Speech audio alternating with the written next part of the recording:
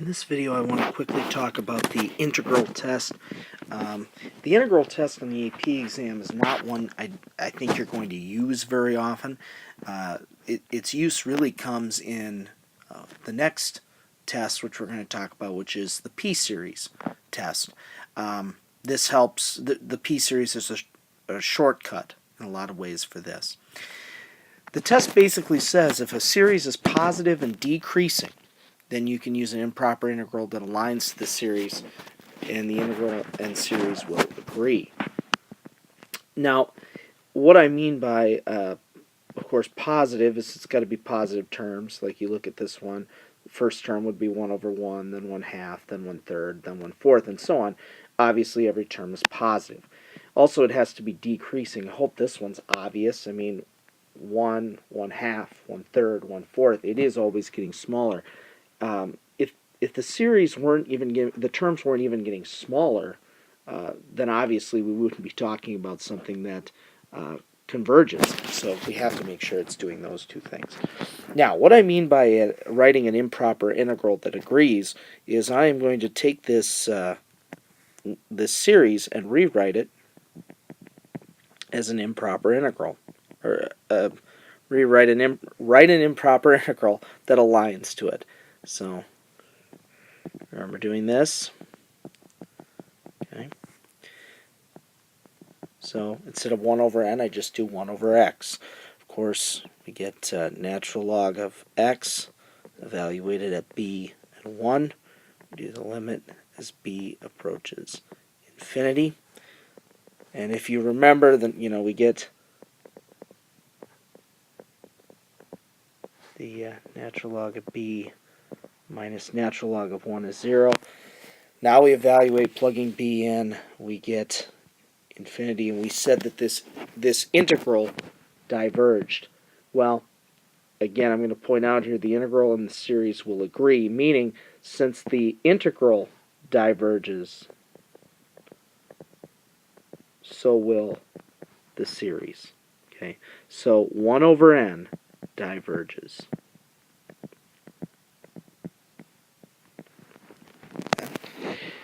Well, now let's look down at 1 over n squared. So again, I'm going to write the integral that kind of lines up to this. Okay.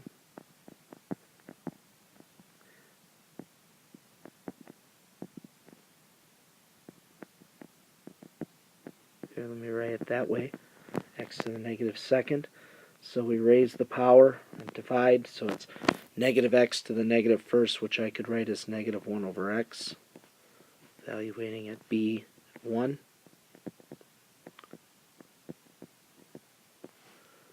Okay.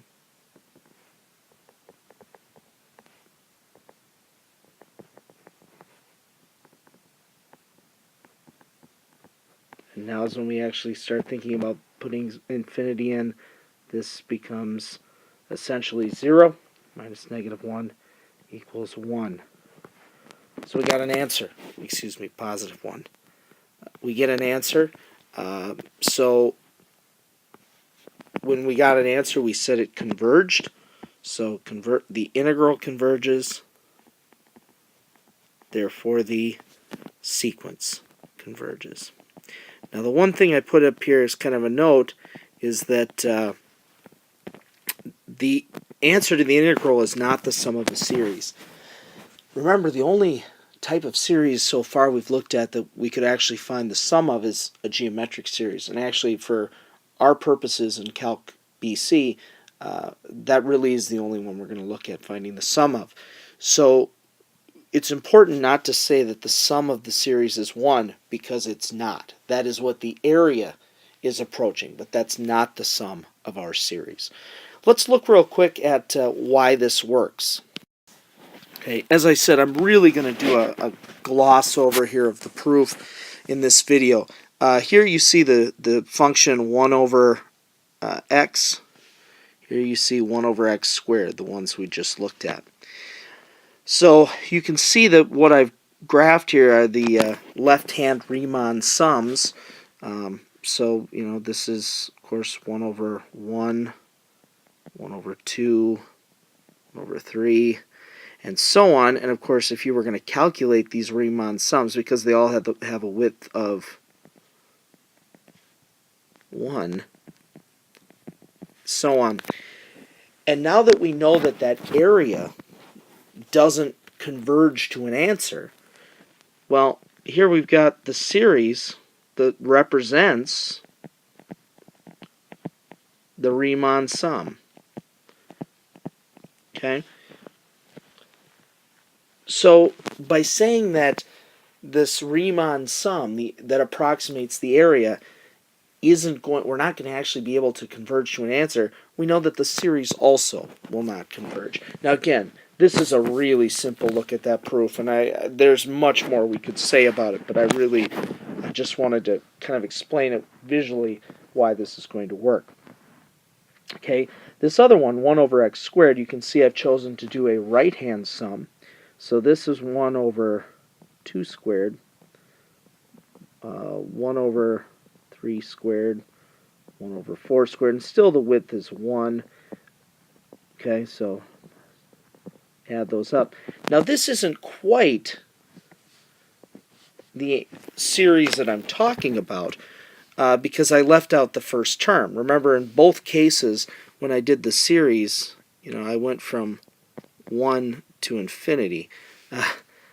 So I haven't done that here, but we know that we could get an answer with this integral. Okay, we know that this has an answer. So if all we need to do is add the first term, which of course would be a rectangle with an area of 1, well, 1 plus an answer is an answer. So, again, this is a really simplistic look at this and kind of a silly way to talk about it, but it essentially is saying, again, that we can show that this, with a Riemann sum, that if the Riemann sum, which approximates the area, if we can converge that, we can manipulate through what's called a partial sum, because this is only part of the series. We can manipulate that with the first term to show that we actually can get an answer. And again, remember that the area is not what the series converges to. It's not the sum of the series. It just helps us prove that they both either converge or diverge. I want to do a couple more examples with integral tests, and actually I want to do two where I don't think there's any better way to go at this than integral test. I think this will work much better than anything else you could do. I also wanted to just take a minute to point out where this series starts. You notice it starts at 2. We've dealt with a lot that start at 0 or 1. This one has to start at 2 because if I started at 1, the natural log of 1 is 0, so the first term would be undefined. That's the same thing with this particular one down here. You should pay attention to where a series begins, where its first term is, but it's not going to change your strategy for finding out whether it converges or diverges. Okay. So let me start here by setting up this integral. I think you'll see why integral test is the way to go.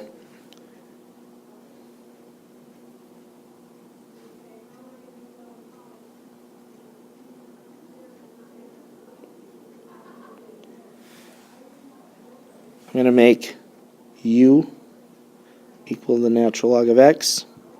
So du would be 1 over x dx. So I could rewrite that integral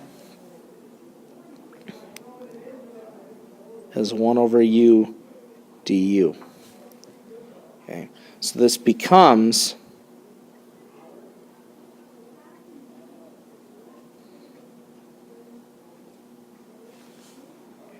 let me even skip that step. This is going to become the natural log of the natural log.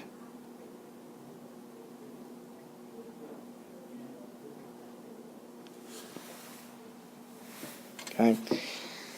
This works out really well to do by integration because the natural log, it's kind of hard to do this by a comparison and say, is this big enough? I mean, 1 over n diverges, 1 over natural log of n diverges, but What about the two multiplied together? Doing it this way allows us to set it up with a very nice substitution. Where we say that this is u, so du is 1 over x dx, so it becomes the integral of 1 over u du. Of course, antiderivative's natural log of u, we plug it back in, we get this. If I plug in infinity, this just keeps getting bigger, so this whole thing diverges. Okay. Next,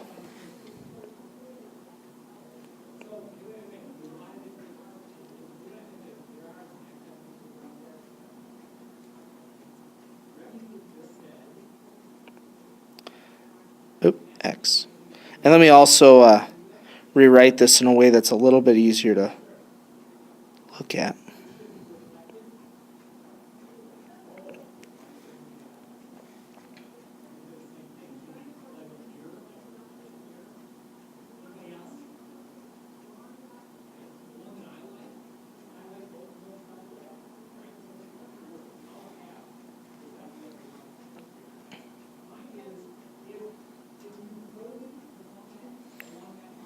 So we have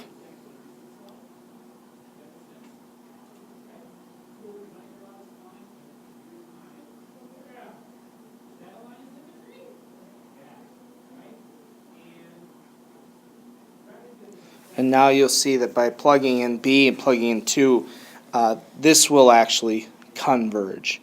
When this goes to infinity, this will be 0 minus negative natural log of 2. So this will converge. And again, I know I'm making a note on your conversion sheet or on your series sheet. I look for natural log as a reason to use integral test. Integral test allows us to prove some of our other convergence tests that are easier. But I think that the benefit of integral test really comes in situations like this.